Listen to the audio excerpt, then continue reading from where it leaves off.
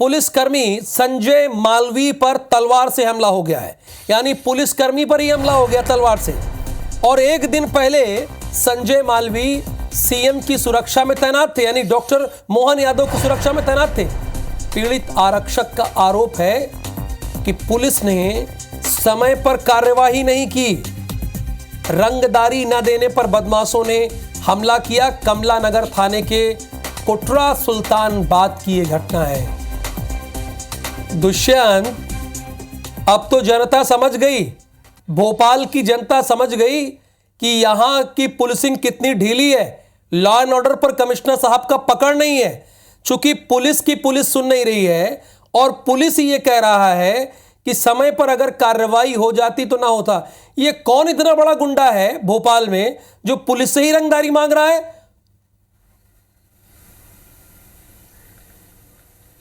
बिल्कुल, देखिए, दो युवकों पर सीधे तौर पर आरोप है पुलिस आरक्षक के कि वो कहीं ना कहीं अपने परिवार के लिए आइसक्रीम लेने गए थे और उसी दौरान ये पूरा घटनाक्रम हुआ जब दो युवक उनके पास आए और उनको गालियां देने लगे। रोकने पर कहीं ना कहीं उन पर हमला किया और उनके पैर में जो है वो नुकीली वस्तु जो है वो उसका उपयोग करके उनको घायल कर दिया। तो ऐसे में जब रिपोर्ट दर्ज कराई गई तो कहीं ना कहीं इस पूरे मामले को लेकर कमला नगर थाना पुलिस पर ये आरोप पीड़ित आरक्षक के हैं कि इस तरीके से जो कार्रवाई की गई वो नाकाफी रही और पुलिस अगर समय पर कार्रवाई करती तो शायद आरोपी जो है वो तो स्पॉट से ही गिरफ्तार हो सकते थे। लेकिन दोनों ही आरोपी जो हैं वो अज्ञात बताए जा रहे हैं।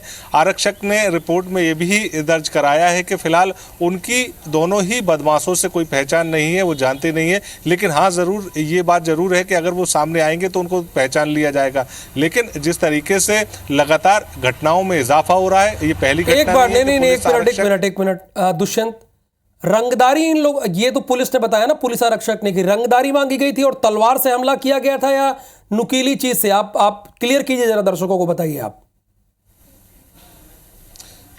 देखिए बिल्कुल, एफआईआर दर्ज जो की गई है उस एफआईआर में साफ तौर पर ये नहीं लिखा गया है कि तलवार से हमला किया गया था। ये जरूर कहा गया है रिपोर्ट में कि किसी नुकीली चीज से हमला किया है और पैर में हमला करने के बाद उनकी जांघ पर हमला किया, जिसकी वजह से उनका पैर जो है वो घायल हो गया, लहूलुहान हो गया। और जिसके बाद उन्होंने वहां पर उपस्थित लोगों ने जब आरक्षक ने क्या कहा, तलवार से हमला किया है? वो दोनों एक मिनट दुष्यंत, बात करते हैं ना, धमकी देते हुए भाग गए। जनता को खबर पता लग गई पूरी।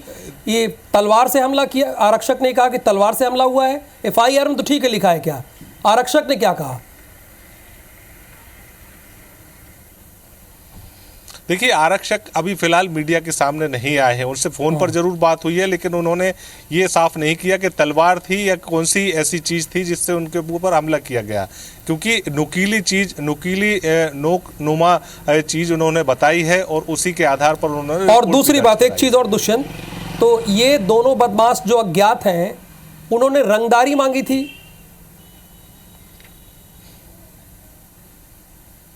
बिल्कुल, देखिए, गंदी गाली भी दी, जान से मारने की धमकी भी दी गई और ये भी कहा गया कि जिस तरीके से वो अपने रुबाब पर चलते थे अगर सीएम सिक्योरिटी में थे, तो ऐसे में अब उनको एक बात ध्यान रखना होगा कि इलाके में रहना है तो डर कर रहें और जिस तरीके से जो उनसे कहा जाए और जो हफ्ता वसूली जो उनको की जाए तो वो यहाँ पर उनको देनी पड़ेगी। तो ऐसे में बहुत थाना कौन सा है, जरा कमिश्नर साहब भी तो देखें कि उनके टीआई किस तरह काम करते हैं।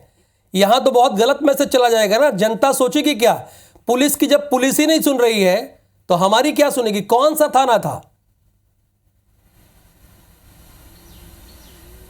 बिल्कुल, देखिए, राजधानी भोपाल के कमला नगर थाना इलाके का पूरा मामला है। कोटरा सुल्तानाबाद इलाके में ये पूरी घटना हुई है। तो ऐसे में पुलिस को त्वरित कार्रवाई अगर पुलिस शायद कर लेती तो पीड़ित आरक्षक पर जिन लोगों ने हमला किया है उनको तुरंत गिरफ्तार भी किया जा सकता था, उनकी शिनाख्त भी की जा सकती थी। लेकिन अब तक फिलहाल केवल एफआईआर दर्ज की गई है। अब इस मामले में जांच की बात कही जा रही है। देखिए, इस खबर में दो तीन चीजें हैं। एक तो पुलिस पर हमला हुआ, तलवार से हमला हुआ है, नुकीली चीज से ये क्लियर होनी बाकी है। दूसरी बात, पुलिस ने ही आरोप लगाया, पुलिस पर ही आरोप लगाया कि समय पर कार्रवाई नहीं हुई है। और तीसरी और अहम बात कि जो हमला किया जिन लोगों ने, उन्होंने पुलिस से रंगदारी मांगी।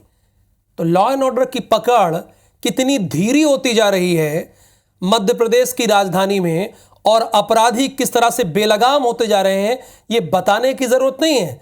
और मध्य प्रदेश की राजधानी या भोपाल में तलवारबाजी की कोई पहली घटना नहीं है। आप सिर्फ 10 दिन का आप हमारा गुड मॉर्निंग मध्य प्रदेश का बुलेटिन देख लीजिए, आपको 3-4 घटनाएं मिल जाएंगी।